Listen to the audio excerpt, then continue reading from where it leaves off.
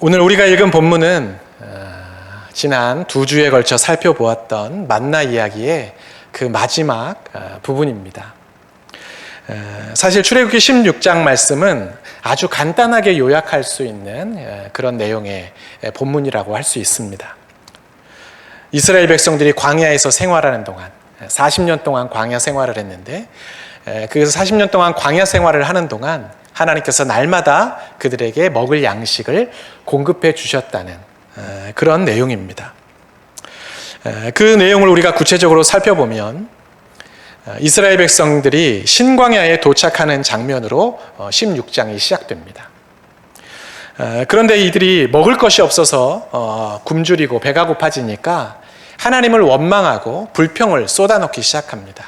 우리를 이렇게 굶어 죽게 하려고 이 광야로 나오게 했냐고, 차라리 저 애굽 땅에서 그 애굽 사람들이 주는 양식 먹으며 사는 게 좋았을 거라고, 그렇게 그들이 불평하고 원망을 늘어놓죠. 이때 이스라엘 백성들의 불평과 원망을 들으신 하나님께서 먹을 양식을 너희에게 날마다 내가 공급해 주겠다, 그렇게 약속하셨어요. 그런데 이때 중요한 단서가 한 가지 있었습니다. 여러분 기억나실지 모르겠는데요, 한 사람당 매일 그 양식을 한 오멜씩만 거두라, 그렇게 하나님께서 말씀하셨어요. 하루 먹을 양식만 거두라는 것입니다. 혹시라도 많이 거두거나 또는 내일까지 또 모레까지 이 양식을 남겨두고 두고 먹으려고 그 양식을 보관한다면 그 양식이 부패하고 썩게 될 것이라 하셨습니다. 마지막 6째 날에는 그 다음 날인 안식일 날 것까지 이틀분을 하나님께서 거두라고 그렇게 명령을 하셨어요. 그런데 이스라엘 백성들이 이 말씀에 순종하지 않습니다. 양식을 그 다음 날까지 남겨두기도 했고요. 또 어떤 사람들은 먹을 양식이 있음에도 불구하고 안식일에 그 밖에 나가서 만나를 찾고 구하려고 했습니다. 하나님은 이스라엘 백성들에게 약속하신 것을 말씀하신 그대로 다 지키셨는데, 어찌된 일인지 이스라엘 백성들은 하나님과의 약속을 지키지를 않았어요. 이것이 바로 우리가 살펴보고 있는 이 출애굽기 16장 만나 이야기의 줄거리입니다. 그렇다면 만나 이야기의 마지막 부분인 오늘 본문에는 어떤 내용이 담겨 있을까요? 우리가 함께 본문을 읽었는데요, 이스라엘 백성들이 날마다 먹었던, 하나님께서 그들에게 내려주셨던 바로 그 양식의 이름은 만나라는 것, 그리고 이 만나는 이스라엘 백성들이 가나안 땅에 들어갈 때까지 40년 동안 날마다 매일같이 공급되었다는 것, 그리고 하나님께서 이 만나를 그 이스라엘의 후손들이 볼 수 있도록 후손들을 위해 이 만나를 잘 간직하라고 명령하셨다는 것, 그 내용이 바로 오늘 우리가 함께 읽은 본문의 내용입니다. 여러분, 내용 자체는 굉장히 단순하죠. 그런데 이 단순한 말씀 속에는 하나님께서 그렇게 이스라엘 백성들에게 명령하고 계시는 아주 중요한 마음, 의도가 거기에 숨겨져 있습니다. 이스라엘 백성들이 그 후손들에게 이 만나가 담긴 항아리를 전해줘야 하는 그 이유, 그 후손들이 조상들로부터 받은 그 만나 항아리를 보면서 절대로 잊지 말고 기억해야 하는 아주 중요한 그 무엇이 그 속에 담겨 있었다는 것입니다. 과연 그것이 무엇일까요? 오늘 말씀 32절에는 하나님께서 이스라엘 백성들에게 만나를 항아리에 넣어 대대로 간수하라고 하신 그 이유가 설명되고 있습니다. 보면 32절 말씀입니다. 이는 내가 너희를 애굽 땅에서 인도하여 낼 때에 광야에서 너희에게 먹인 양식을 그들에게 보이기 위함이니라. 하나님께서 모세를 통해 이스라엘 백성들에게 명령하셨어요. 너희들이 날마다 거두고 있는 이 만나를 항아리에 담아서 너희 자손들이 두고 볼 수 있게 하라고 명령하십니다. 한 오멜, 여러분, 한 오멜은 여러분들 가정에서 흔히 사용하시는 그 생수병 있죠, 큰 거, 2리터 정도 되는 그 생수병, 그 정도의 양을 말하는데요, 한 오멜 정도 되는 그 항아리에 만나를 채워서 대대로 간수해라. 후손들에게 너희가 이 광야에서 먹은 양식이 어떤 건지를 보여줘야 된다는 거예요. 왜요? 후손들이 그 만나를 보면서 광야에 살던 우리 조상들이 이런 음식을 먹었구나라는 것을 알 수 있도록 그 양식을 남겨두라는 거였어요. 여러분 생각해 보세요. 광야에서 무려 40년을 살았던 이스라엘 백성들이 후손들에게 남길 수 있는 유물과 유산이 얼마나 많이 있었겠어요. 그죠? 우리가 요 근처에 있는 국립중앙박물관, 그리고 우리 서울시에만 해도 여러 군데에 이렇게 위치하고 있는 여러 박물관이나 또 이런 그 전시관에 가보면은 조상들이 남긴 유물들, 유품들을 쉽게 볼 수가 있습니다. 그런데 그 종류가 한 가지가 아니에요. 굉장히 다양합니다. 왕관부터 시작해서 뭐 무기며 또 조상들이 사용했던 그런 여러 가지 도구들, 그들이 입었던 옷, 그리고 먹을 때 사용했던 그릇, 여러 가지가 전시가 되어 있어요. 여러분, 이스라엘 백성도 40년 동안 광야에서 생활하면서 그들이 사용하고 입고 또 간직했던 많은 물품들이 있었을 거예요. 후손들에게 그것을 남겨준다면 도대체 뭘 남겨줘야 될지 골라야 할 정도로 아마 많이 있었을 겁니다. 그런데 하나님께서는 그 많은 것들 가운데 유독 이 만나를 꼭 찍어서 말씀하셨어요. 만나를 후손들에게 남기라는 거예요. 이 만나를 통해서 이스라엘 백성들에게, 그리고 그 가나안의 후손들에게 알려주고 싶었던 그 무엇인가가 있었기 때문이라는 것입니다. 가나안 땅에 살게 된 이스라엘 백성들이 조상들이 항아리에 담아서 남겨준 이 만나를 보면서 여러분 무슨 생각을 하고 무슨 이야기를 했겠어요? 야, 우리 조상들이 광야에 살 때는 진짜 신기한 음식을 먹었구나라고 이야기했을 겁니다. 우리가 읽은 본문 35절에 나오는 것처럼 이스라엘 백성들이 가나안 땅에 정착한 후에는 하나님께서 이 만나를 더 이상 내려주시지 않았어요. 그러니까 가나안 땅에 살게 된 그 이스라엘 백성들의 그 후손들, 출애굽 후손들은 이 만나라는 게 어떤 건지 상상조차도 하지 못했을 겁니다. 생전 처음 보는 그런 물건이었겠죠. 처음 보는 만나가 얼마나 그들이 신기했겠어요. 그걸 보면서 야, 이거 먹어가지고 과연 배가 부를까? 이거 먹고 그 땡볕이 내려쬐는 그 광야를 어떻게 돌아다닌단 말이야? 매일같이 40년을 매일 이렇게 똑같은 음식을 먹었다고? 야, 이건 너무 말도 안 되는데? 이런저런 이야기들을 했을 겁니다. 이 양식은 도대체 그러면 어디에서 구했을까? 여러 가지 생각을 하다가 이런저런 생각이 꼬리에 꼬리를 물고 더 거슬러 올라가다 보면 결국 그들의 관심이 어디로 향했겠어요? 이 만나를 내려주신 하나님께로 향하게 되었을 겁니다. 여러분, 이게 바로 하나님께서 이스라엘 백성들에게 너희 후손들을 위해 만나를 간수해라 명령하신 이유였어요. 광야가 아닌 가나안 땅에 살게 되었을 때에도 이제는 먹고 사는 문제가 해결되고 어느 정도 안전이 보장된 그런 곳에 너희가 살게 될지라도 이 만나를 보면서 늘 하나님을 생각하고 하나님을 의지하고 하나님을 주목하라는 것입니다. 세상을 살다 보면 우리가 주목하고 관심을 가져야 할 것들이 참 많이 있지만 결국 우리의 관심은 하나님을 향해야 한다라는 거예요. 앞에서 말씀드린 것처럼 우리가 박물관에 가서 선조들이 남긴 유물을 보면 여러분 조상들의 삶에 대해서 우리는 자세히 알게 됩니다. 특별히 어떤 아주 특출난 또는 독특한 그런 유물을 남긴 그런 사람이 있다면 그 유물을 통해서 그 사람을 또한 기억하게 되죠. 여러분 거북선을 보면 누가 생각나요? 이순신 장군이 생각나잖아요. 그죠? 해시계, 훈민정음 이런 걸 보면 누가 생각나요?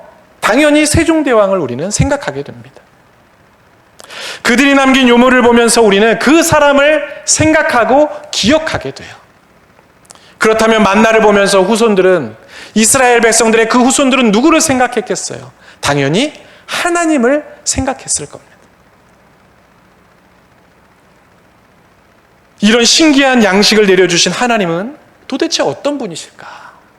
그것도 한두 번이 아니라 매일같이 40년을 이렇게 양식을 내려주신 그 하나님은 과연 얼마나 위대하시고 전능하신 분일까? 그리고 그런 놀라운 일을 행하신 그 위대하신 하나님을 그들은 찬양하게 되었을 겁니다. 이게 바로 하나님의 의도였습니다. 하나님을 기억하고 그 하나님을 찬양해야 한다는 것입니다. 여러분, 우리가 인생을 살다 보면 하나님 아닌 것에 관심을 가질 때가 참 많이 있습니다. 우리의 시선은 대부분 눈에 보이는 우리의 환경, 상황, 사람, 이런 것들에 꽂혀 있음을 우리는 부인할 수가 없어요. 어쩌면 예배 드릴 때, 기도할 때 빼고는, 아니, 더 솔직히 말하면 예배를 드리고 기도할 때조차도 하나님을 생각하지 않는 그런 일들이 많이 있습니다. 내가 기도하고 있는 그 문제, 내 상황에 대해서 생각하고 오늘 주보에는 무슨 내용이 나와 있나 이런 것들을 살펴보고 오늘 찬양대는 얼마나 찬양을 잘 부르고 있나, 저 성가대원은 오늘 왜 헤어스타일을 저렇게 했나, 이런 생각들에 우리가 관심을 기울일 때가 있어요. 나의 기도를 들으시고 내 문제 속에 역사하시는 하나님, 오늘 우리의 예배를 받으시는 그 하나님을 생각하지 않고 주목하지 않고 그 시간을 보내는 경우도 많이 있다는 것입니다. 분명히 기도는 하고 있지만, 예배를 드리고 있지만, 찬양을 부르고 있지만 우리의 관심과 시선이 하나님을 향해 있지 않을 때가 많습니다. 제가 대학교 다닐 때 찬양 사역을 참 열심히 했습니다. 학교에서도 채플 예배 시간이나 또는 사경회를 가면 찬양 인도를 했고, 또 주말이나 또 방학이 되면 여러 교회들 그리고 군부대들 이렇게 가서 찬양 사역을 하고 얼마나 바쁘게 지냈는지 몰라요. 그런데 어느 날 선배 목사님이 사역하시는 교회에서 찬양 세미나를 좀 강의를 해달라고 부탁을 받고 이제 그 교회를 가게 되었습니다. 대학 청년부 찬양 세미나였는데, 세미나가 시작되기 전에 앞자리에 앉아서 눈을 감고 가만히 기도하면서 그 세미나 강의를 준비하고 있는데, 강의가 시작되기 전에 그 교회 찬양팀이 앞에 나와서 막 찬양을 부르는 거예요. 그런데 제가 가만히 눈을 감고 있다가 순간 너무나 깜짝 놀랐습니다. 찬양 세미나 강의를 하러, 찬양은 이런 것이다, 하나님 앞에 우리가 찬양 드릴 땐 이렇게 해야 한다, 하나님은 이런 예배자를 찾으신다, 이런 것들을 강의하러 간 제가 그 찬양팀과 함께 찬양을 부르며 하나님을 바라보고 주님을 생각하고 있었던 것이 아니라 그 찬양팀이 앞에서 찬양 인도하는 그 모습을 보면서 그걸 평가하고 있었던 거예요. 저 사람은 왜 저렇게 음이 떨어지지? 반주하는 악기팀이 왜 이렇게 코드가 잘 안 맞고 불협화음이 날까? 박자가 왜 느려지는 걸까? 기타가 오늘 조율이 잘 안 됐네? 이런 것들을 자꾸 제가 판단하고 하나하나 체크하고 있었던 거예요. 내가 정말 예배자가 맞나?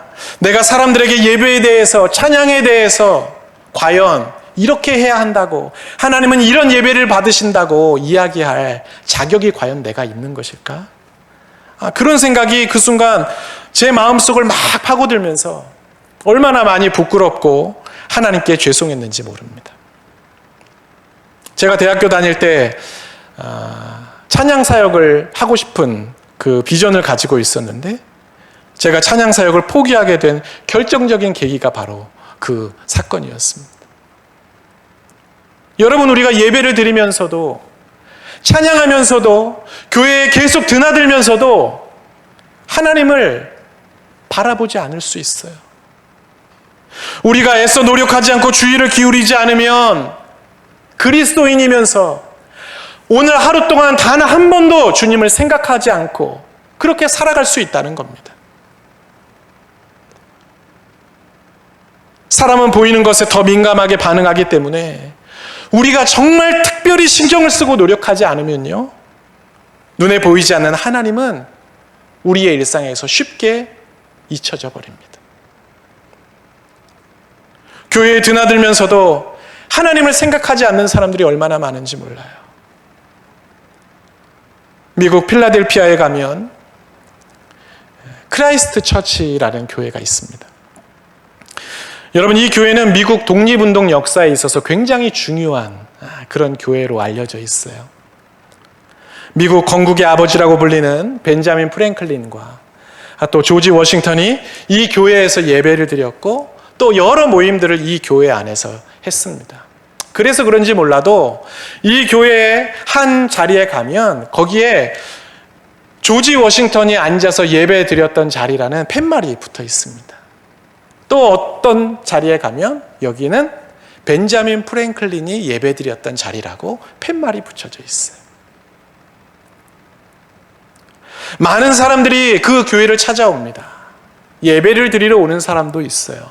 하지만 미국 독립운동 역사를 공부하면서 투어를 오는 사람도 있고 또 그 교회를 한번 방문해보고자 찾아오는 사람들도 있습니다. 그런데 신기한 건 그 교회에 찾아오는 많은 사람들이 그 교회에 와서 하나님을 생각하고 주님을 바라보는 것이 아니라 벤자민 프랭클린이 앉았던 자리가 어디인가, 조지 워싱턴이 앉았던 자리가 여기 어디라고 했는데 그 팻말을 찾으면서 그 자리에 앉아서 거기에서 기념사진을 찍고 그것에 만족을 느끼고 예배당을 나갑니다. 이름은 크라이스트 처치, 그리스도 교회예요. 그런데 그리스도, 주님을 생각하지 않고 다른 사람, 어떤 한 역사만을 기억하고 돌아가는 사람들이 너무나 많이 있다는 것입니다. 하지만 하나님께서는 우리가 눈에 보이는 상황이나 물질, 사람이 아니라 눈에 보이지 않는 주님을 바라보고 주님을 생각하기를 너무나 간절히 원하고 계세요. 그게 주님이 우리에게 가장 원하시는 것입니다. 히브리서 3장 1절 말씀입니다. 그러므로 함께 하늘의 부르심을 받은 거룩한 형제들아, 우리가 믿는 도리의 사도이시며 대제사장이신 예수를 깊이 생각하라. 히브리서 12장 1절과 2절 말씀입니다. 이러므로 우리에게 구름같이 둘러싼 허다한 증인들이 있으니 모든 무거운 것과 얽매이기 쉬운 죄를 벗어버리고 인내로서 우리 앞에 당한 경주를 하며 믿음의 주요 또 온전하게 하시는 이인 예수를 바라보자. 성경은 끊임없이 우리에게 주님을 생각하라고, 주님을 바라보라고 말씀하고 있어요. 왜요? 우리가 주님을 생각하지 않고 주님을 바라보지 않으면 상황, 환경, 사람을 바라보게 되고, 그렇게 우리가 다른 것들을 바라보다 보면 현실을 바라보는 순간 죄에 넘어지고 하나님으로부터 멀어지기 때문입니다. 아담과 하와가 눈에 보이는 그 선악과를 바라보면서 거기에 관심을 가졌을 때 하나님이 생각나지 않았어요. 당연히 선악과를 먹지 말라고 말씀하신 그 하나님의 말씀도 기억나지 않았습니다. 여러분, 하나님을 생각하지 않는데 어떻게 하나님의 말씀이 기억이 나겠어요? 그래서 결국 그들은 그 선악과를 먹고 말았습니다. 죄를 범하게 되었고 하나님의 눈을 피하기 시작했습니다. 우리가 일상에서 하나님을 생각하지 않고 하나님을 주목하지 않으면 여러분, 누구나 이렇게 될 수 있어요. 사탄은요, 자극적이고 흥미로운 것으로 자꾸 우리의 관심과 시선을 빼앗아갑니다. 하나님을 잊어버리게 만드는 거예요. 이스라엘 백성들이 광야에서 그렇게 날마다 하나님의 기적을 경험했음에도 불구하고 또다시 삶의 문제 앞에 불평하고 원망하고 후회하고 하나님 다른 것에 대해서 회의감을 느꼈던 이유가 뭐겠어요? 하나님을 생각하지 않고 눈에 보이는 문제, 상황에 집중했기 때문입니다. 주변에 볼 거라고는 아무것도 없는, 마음을 빼앗길 거라고는 아무것도 없는 그 광야에서조차 하나님을 보지 않고 있는데, 그들이 가나안 땅에 들어가서 먹을 양식이 많고 다양한 문화, 여러 사람들이 있는 그곳에서 과연 그들이 어떻게 하나님을 바라볼 수가 있었겠어요? 불가능한 것이죠. 그래서 하나님은 가나안 땅에 살게 된 이 이스라엘 백성들이 이 만나를 보면서라도 하나님을 잊지 않기를, 하나님을 좀 생각해 주기를, 하나님을 기억해 주기를 바랬던 것입니다. 그렇다면 이 만나를 통해서 이스라엘 백성들은 어떤 하나님을 볼 수 있었을까요? 그것은 바로 약속을 지키시는 신실하신 하나님을 볼 수 있었습니다. 출애굽기 16장 4절 말씀에 보면 하나님께서 이스라엘 백성들에게 일용할 양식을 날마다 공급해 주겠다고 약속하셨어요. 그리고 그 약속대로 정말 하나님께서는 날마다 만나를 내려주십니다. 얼마 동안 내려주셨죠? 40년 동안 내려주셨어요. 정확한 날짜를 한번 계산해 보면 만나가 처음 내린 날이 이스라엘 백성들이 출애굽하고 둘째 달 16일이었습니다. 두 번째 달 16일. 그리고 만나가 마지막으로 내린, 가나안 땅에서 마지막으로 내린 것은 출애굽한 지 40년 첫 번째 달 15일이었어요. 계산해 보면 39년 하고도 11개월입니다. 39년 11개월을 여러분 날수로 따지면요, 14,570일이에요. 14,570일. 우리가 단순하게 계산하면 하나님께서 이스라엘 백성들에게 일용할 양식을 내려주시겠다고 하신 그 약속을 14,570번 지키신 거예요. 하루도 빠지지 않고 하나님은 매일매일 그 약속을 지켜주셨어요. 이스라엘 백성들에게 일용할 양식을 내려주시겠다고 하신 약속을 14,570번이나 지키셨다는 거예요. 바로의 압제 가운데 있던 이스라엘 백성들을 약속대로 애굽에서 나오게 하셨고, 하나님께서 이스라엘 백성들에게 약속하신 대로 마침내 가나안 땅에 들어가게 하셨고, 그 가나안 땅을 정복하게도 하셨습니다.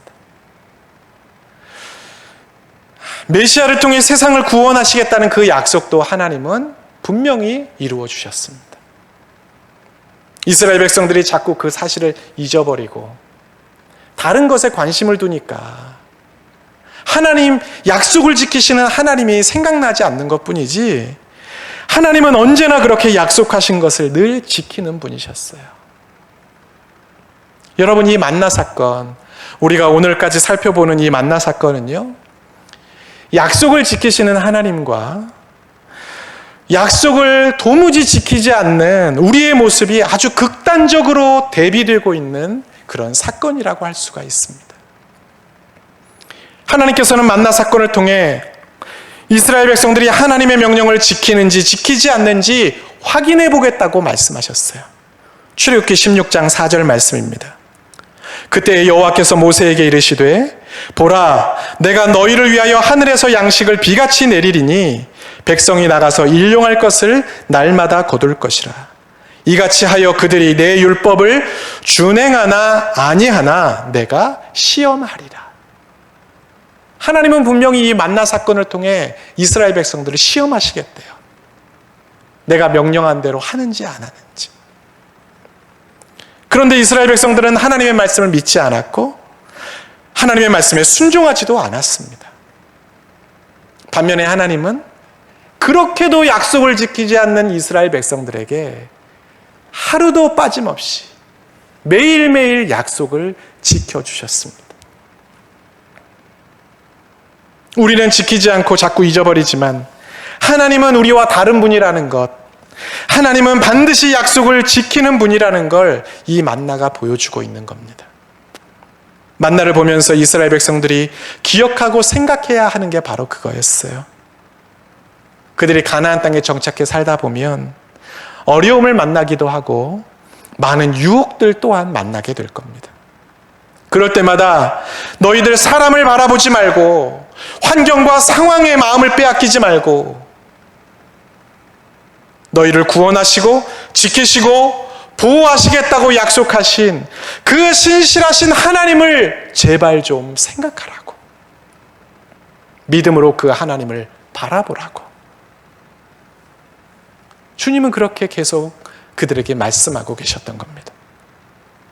힘들고 어려운 시절인 광야에서만이 아니라 아쉬운 게 너무 많아서 하나님을 바라보지 않고는 살 수 없는 그런 시절만이 아니라 하나님 없이도 살 수 있을 것 같은 그런 상황이라 할지라도, 모든 것이 갖추어진 그런 삶이라 할지라도 거기에서도 변함없이 나를 좀 바라보고 생각하라고 하나님은 그렇게 그 만나를 후손들에게 남기라고 하셨던 것입니다. 모세오경 마지막 책이 신명기죠. 이 신명기는 가나안 땅을 눈앞에 둔 모세가 출애굽 2세들에게 마지막 설교를 하는 그런 내용입니다. 그런데 그 내용에 보면 만나에 대한 언급이 구체적으로 기록되어 있습니다. 신명기 8장 3절 말씀입니다. 너를 낮추시며 너를 줄이게 하시며 또 너도 알지 못하며 내 조상들도 알지 못하던 만나를 내게 먹이신 것은 사람이 떡으로만 사는 것이 아니요 여호와의 입에서 나오는 모든 말씀으로 사는 줄을 내가 알게 하려 하심이니라. 공동번역 성경에서는 이 부분을 이렇게 번역합니다. 이는 사람이 빵만으로는 살지 못하고 야훼의 입에서 떨어지는 말씀을 따라야 산다는 것을 너희에게 가르쳐 주시려는 것이었다. 여러분, 사람들은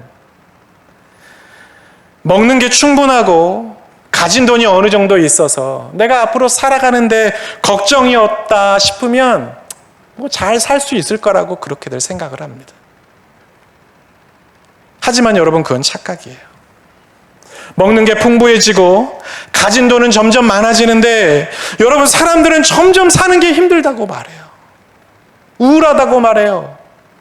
삶이 허무하다고 말합니다. 물질이, 풍요가, 우리의 가진 것이 우리의 삶을 지켜주지 못하기 때문이에요. 우리의 삶은요, 양식이 많고 물질이 어느 정도 채워지고 우리의 필요가 공급된다고 해서 살아갈 수 있는 게 아니라, 비록 우리 눈에 보이지 않지만 아직도 많은 사람들이 여전히 인정하지 않지만 분명히 살아 역사하시고 우리의 삶을 주관하시고 이끄시는 그 하나님을 바라봐야만 살 수 있는 거예요. 만나를 보면서 우리가 생각하고 기억해야 할 것은 약속을 지키시는 신실하신 하나님, 말씀대로 역사하시는 하나님을 바라볼 때, 그때 비로소 우리의 삶이 정말 가치 있고 의미 있는 삶이 된다는 것입니다. 여러분, 이 사실을 절대로 잊지 않기를 바랍니다. 저는 오늘 이 자리에 있는 여러분 모두가 그 사실을 기억하며 살아가는 믿음의 사람들이 되기를 축복합니다. 우리에게 주신 물질, 환경, 사람들만 바라보고 그것들만 기억하면서 주목하면서 그렇게 살지 말고 우리에게 그 모든 것을 주시는 하나님, 우리의 삶에 약속하신 것을 반드시 지키시는 그 하나님, 우리의 삶에 여전히 동행하시는, 함께 하시는 그 하나님을 날마다 바라보며 기억하며 살아가는 저와 여러분 모두가 되시기를 주님의 이름으로 축복합니다. 아멘. 기도하겠습니다. 사랑의 하나님, 무더위가 계속되는 이 여름에 오늘도 주의 은혜로 우리의 마음을 시원케 하시니 감사드립니다. 특별히 오늘 말씀을 통해 이스라엘 백성들에게 만나를 내려주시고 후손들을 위해 그 만나를 대대로 간수하라고 하신 그 이유와 뜻을 깨닫게 해주셔서 감사드립니다. 우리를 향한 하나님의 은혜는 광야에서 끝나는 것이 아니라 가나안 땅에서도 언제나 동일하기에 만나를 간수하라고 하신 하나님, 우리의 환경과 삶의 조건이 달라진다 할지라도 변함없이 우리와 함께 하시고 우리를 지키시고 보호하시는 하나님을 기억하며 살아가는 우리 모두가 되게 하여 주옵소서. 화려한 세상이 우리의 눈을 유혹하고 삶의 문제들이 우리의 관심을 빼앗고 있지만 결국 우리를 살게 하시고 안전히 거하게 하시는 분은 오직 주님인 것을 믿습니다. 잠시 세상에 빼앗긴 우리의 시선을 다시 주님께로 돌리고 주님을 생각하고 주님을 바라보며 살아가는 믿음의 사람들이 되게 하여 주옵소서. 우리에게 하신 약속은 반드시 지키시는 신실하신 주님을 바라보며 어떠한 상황에서도 흔들리지 않고 주님을 의지하여 날마다 은혜와 기적을 더 깊이 경험하며 살아가는 우리 모두가 되게 하여 주옵소서. 그렇게 주님이 기뻐하시는 교회, 주님의 마음을 시원케 하는 성도들이 되게 하여 주옵소서. 예수님의 이름으로 기도하옵나이다. 아멘.